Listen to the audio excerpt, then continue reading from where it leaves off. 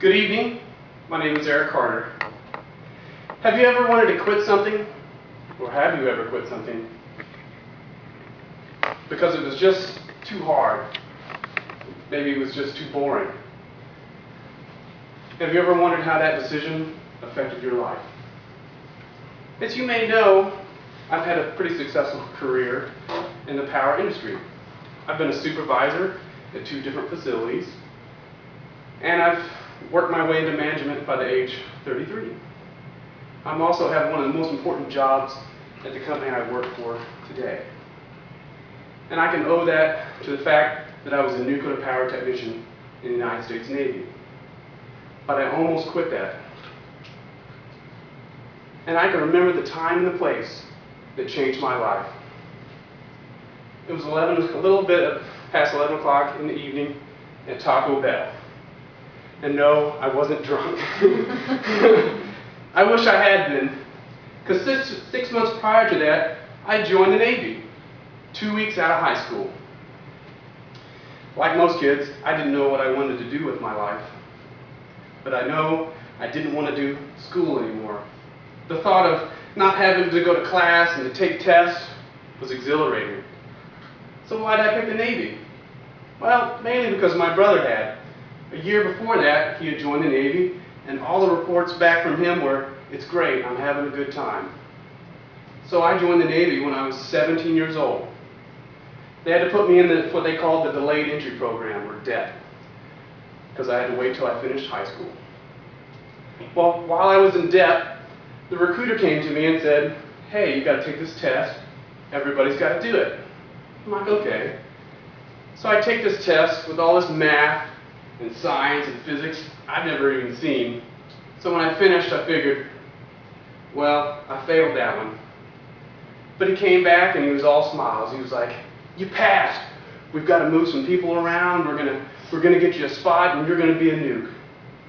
But, well, a nuke is someone who's going to be in the nuclear technology field in the Navy. But I didn't want to be a nuke. I wanted to be a sonar tech like Jonesy in The Hunt for the Red October. But he had some simple logic that I just couldn't beat. He said, everybody in the Navy gets paid the same, but nukes get paid more.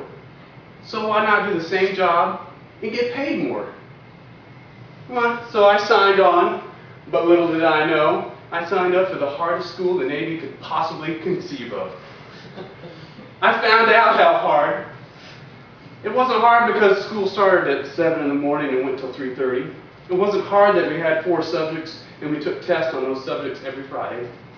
It was hard because they required extra study time. And that was dependent on how well you did on a test to get into that program. So the hours of extra study time could be voluntary, all the way up to a mandatory 35 hours a week. Imagine sitting in a class for 75 hours a week. Oh, did I forget to mention that I passed the nuke test by 1 point. In high school, I had never studied. I didn't take home homework, I always got it done. And now I sat in a class from the time I woke up until the time I went to bed. Needless to say, I didn't want to be there anymore. In fact, on the second week in those classes, I put the wrong answers on the test so I could fail. But I got done early and I felt a little guilty, so I started to go back through those tests and put the right answers. I passed, but just barely. And my section advisor had advised me, you better put some more study time in. So the next week, I was on track to break all the records for how many hours someone had put in extra study time. I'd even cut out dinner and was staying all the way through dinner. But I wasn't planning on passing. I wanted to fail. I just didn't want to get in trouble for not trying hard enough.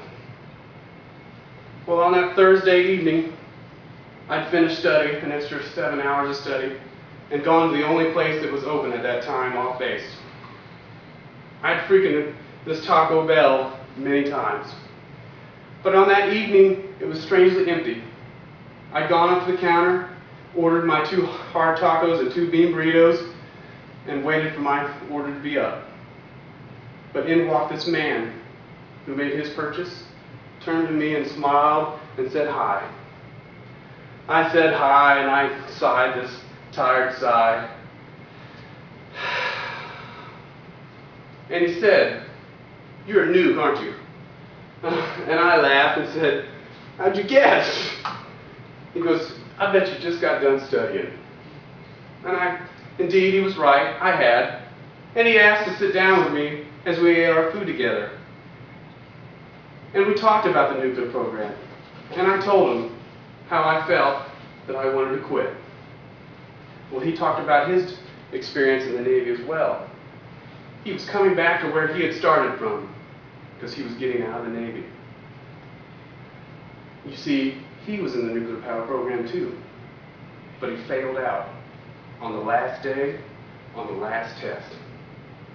But he said he had tried his hardest, but he didn't make it. But he had the best time of his life in the Navy, and he didn't have any regrets. And if I did what I said I wanted to do, that my life, I would always wonder, what would happen if I would have just tried a little harder? I've tried to imagine my life if I hadn't met that man at Taco Bell. What would I have been like if I hadn't tried my best? I cannot thank that man enough for taking the time to talk to a tired young kid who was struggling with life.